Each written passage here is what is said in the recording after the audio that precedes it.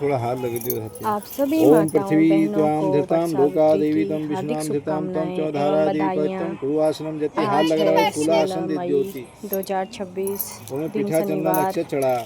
आज है वट ओम सावित्री आधार का शक्ति व्रत पृथ्वी और नमः फिर हमने अक्षर चढ़ा। किया ओम पूरे बाराहे विधि नमः विधान से पूर्वासनाय वट नमः। सावित्री व्रत थोड़ा पूजन। पानी चढ़ दियो। गंगा और जय आपको यमुना दिखाते गोदावरी हैं हम सरस्वती नर्मदे सिंधु कैसे कैसे कावेरी पूजा जले की हिम करो। और एक दफा थोड़ा वट प्राणायाम जो सावित्री कर लियो।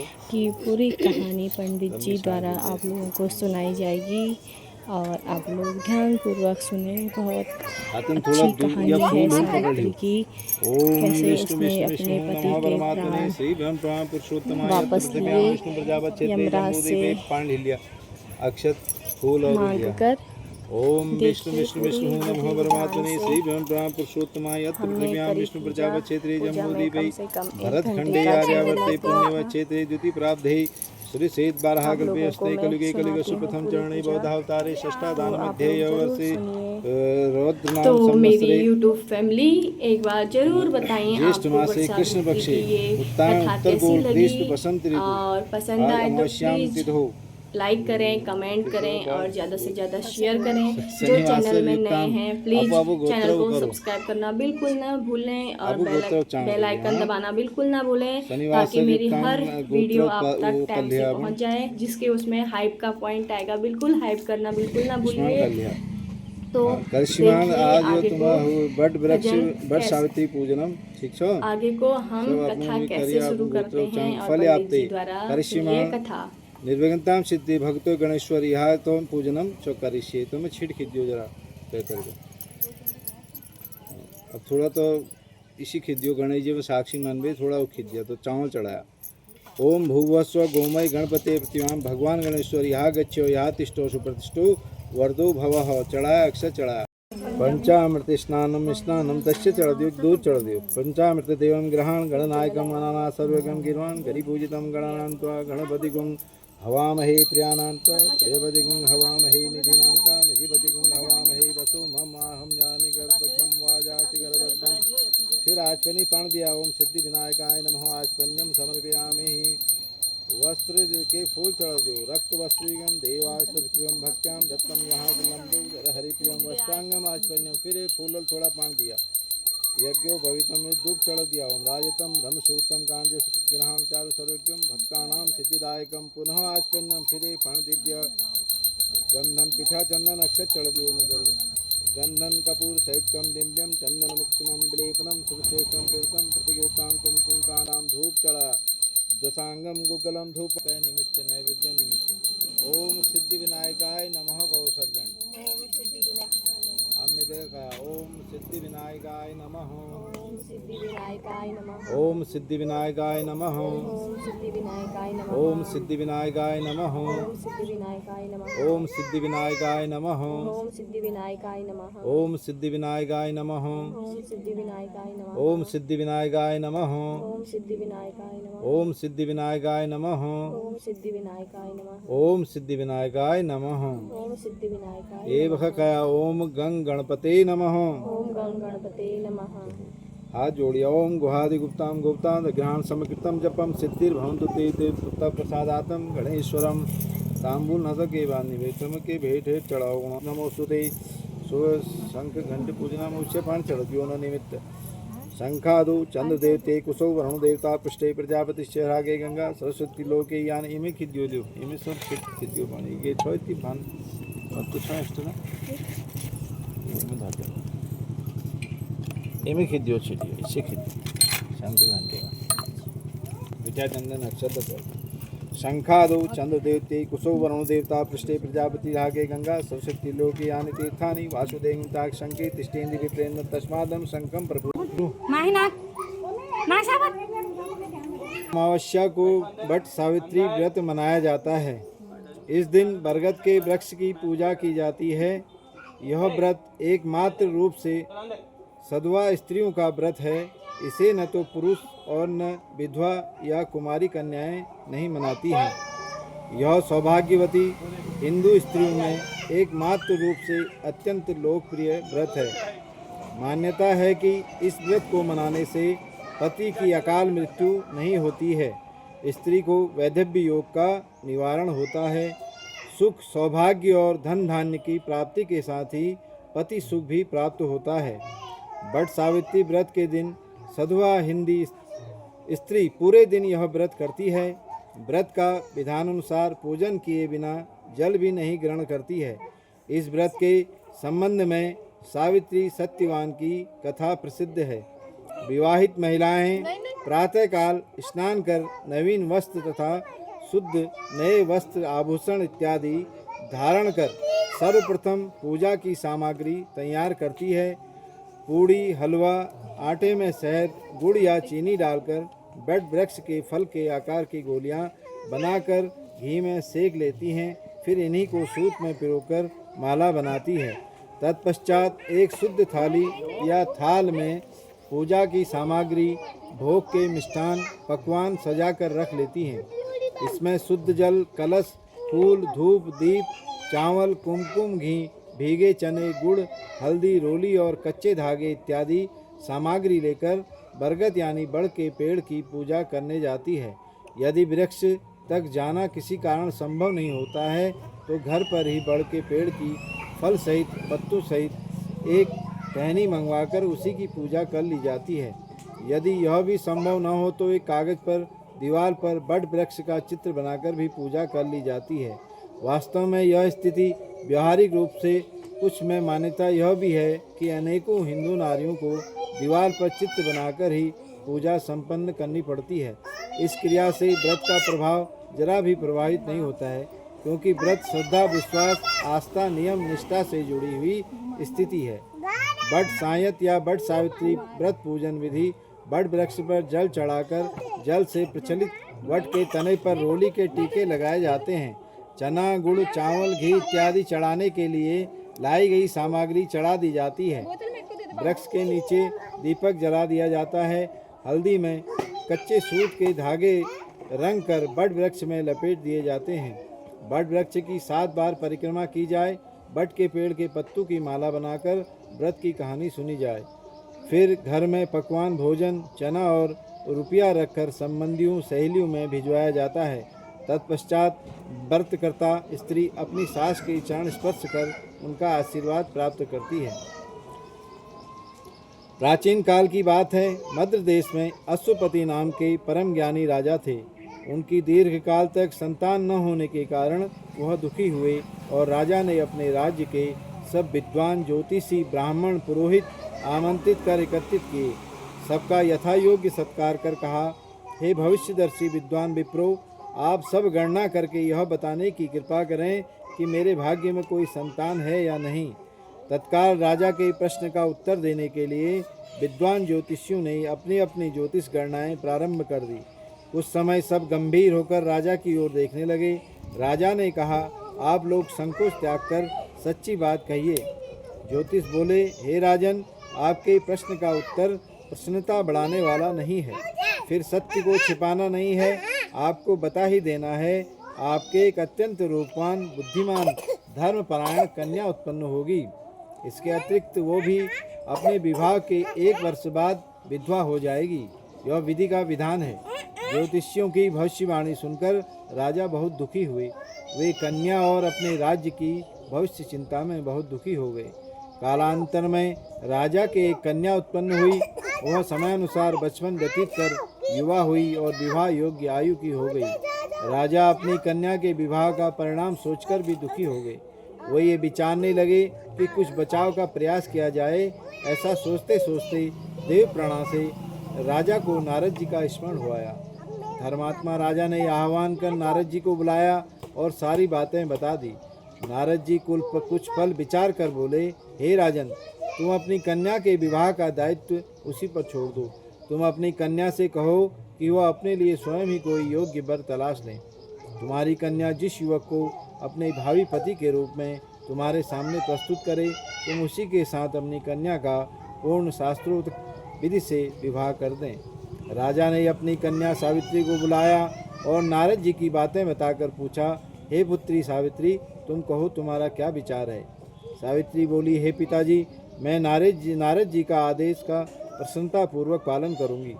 राजा को कुछ सांत्वना प्राप्त हुई।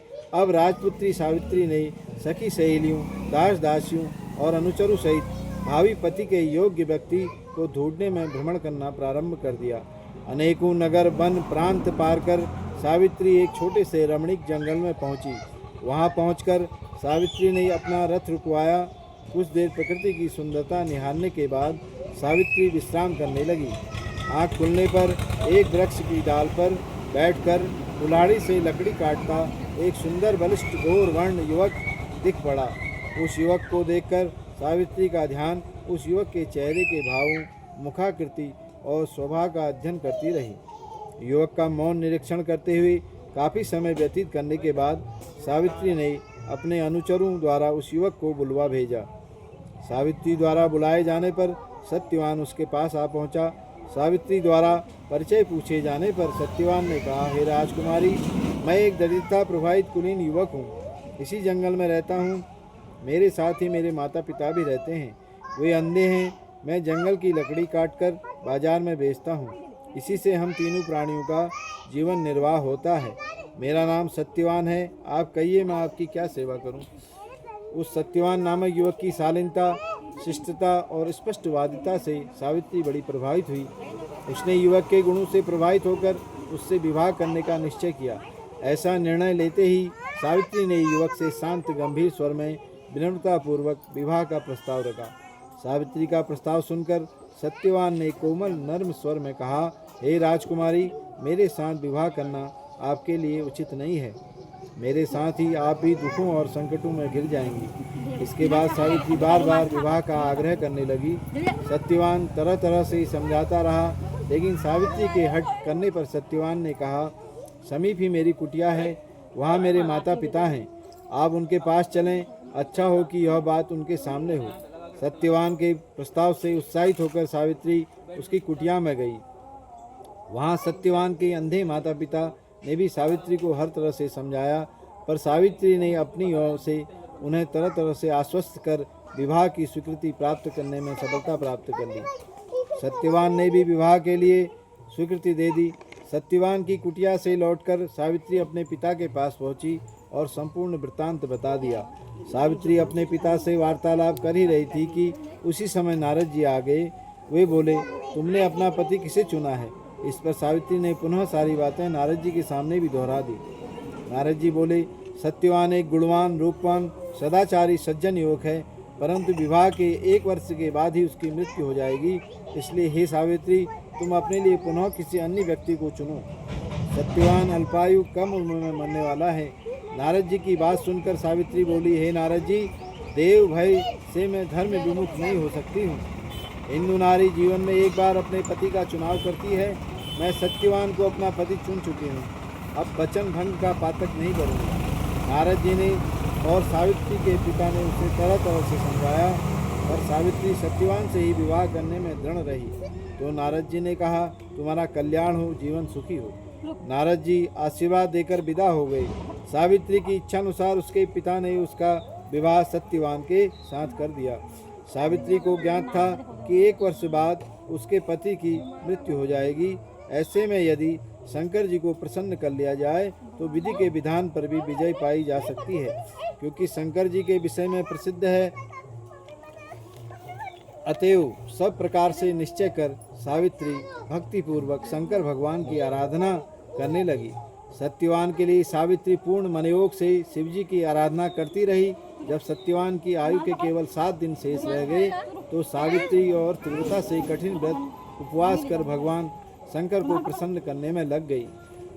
अतः सावित्री भी भक्ति से प्रसन्न होकर भगवान शंकर उनके सामने प्रकट हुए और बोले, मैं तुम्हारी भक्ति से प्रसन्न हूँ, मुझसे मनवांछित वर मांग लो। सावित्री बोली, भगवान, मेरे पति की आयु के 2 ही दिन शेष हैं, कृपया उनकी जीवन की रक्षा की युक्ति बताएं। भगवान शंकर बोले, कल ज्येष्ठ की अमावस्या के दिन भक्तिपूर्वक वट वृक्ष की पूजा करने से तुम्हारी मनोकामना पूर्ण होगी। सावित्री ने वट वृक्ष की भक्तिपूर्वक पूजा की और रात्रि जागरण किया। दूसरे दिन प्रातःकाल जब सत्यवान जंगल में लकड़ी काटने जाने लगा तो सावित्री भी उसके साथ चलने की हट करने लगी। इसी प्रकार सास ससुर को राजी कर सावित्री ने पति को भी मना लिया। उसके साथ जंगल में भी गई।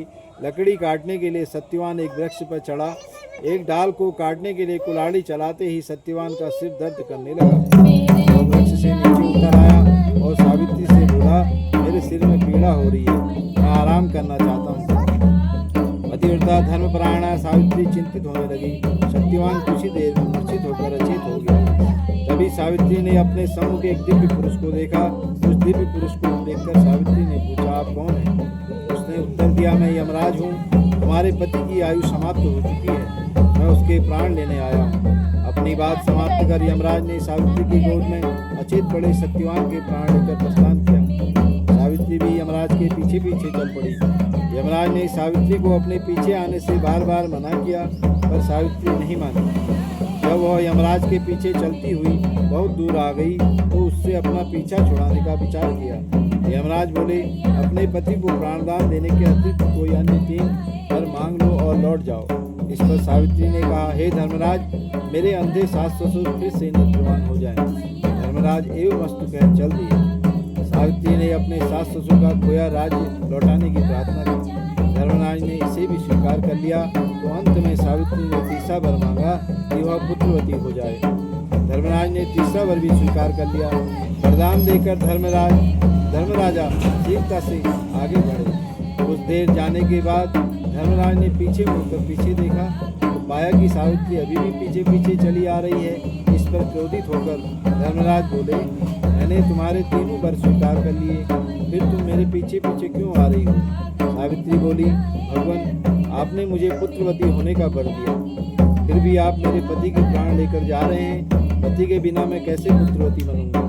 सावित्री का तर्क सुनकर और अपने वरदान देने की गलती का अनुभव कर धर्मराज बौखला गए। पुनः संयत होकर बोले, सावित्री, बड़ी चतुरता से तूने मुझे धर्म संकट में डाला है। जाओ, वरदान असत्य नहीं होगा।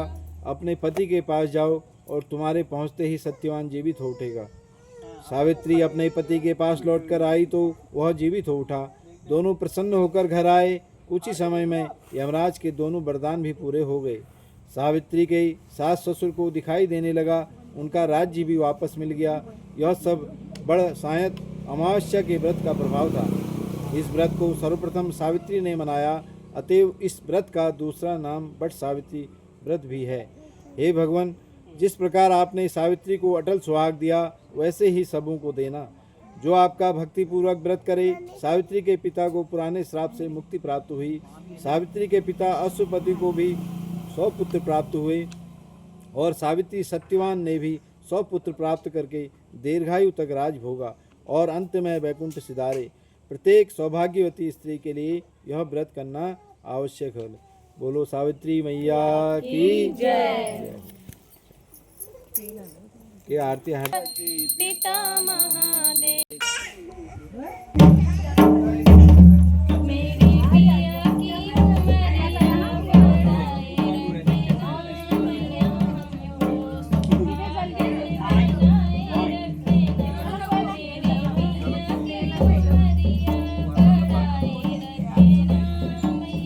चाहते आते रहो रे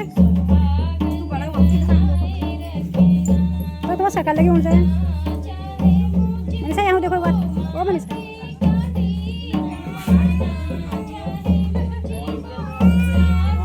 मंजू एक बार इधर देखो मंजू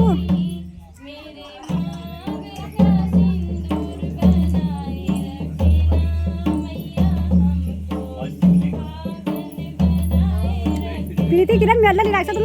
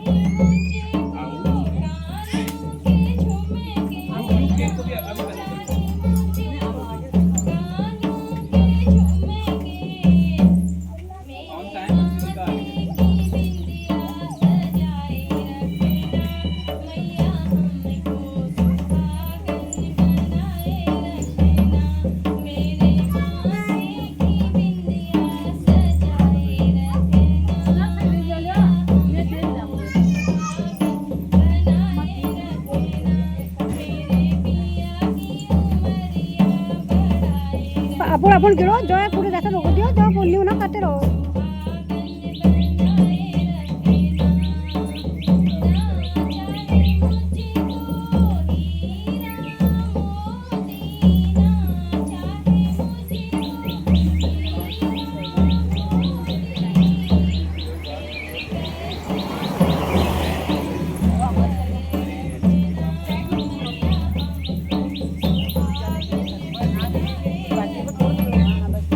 तोड़िया नहीं उसका छोड़ दियो मैं तोड़ा नहीं तीन उनका ही अर्पण करो सात करीबा उनका ही छोड़ दियो वह हवा पूछ ले गया ठीका करने को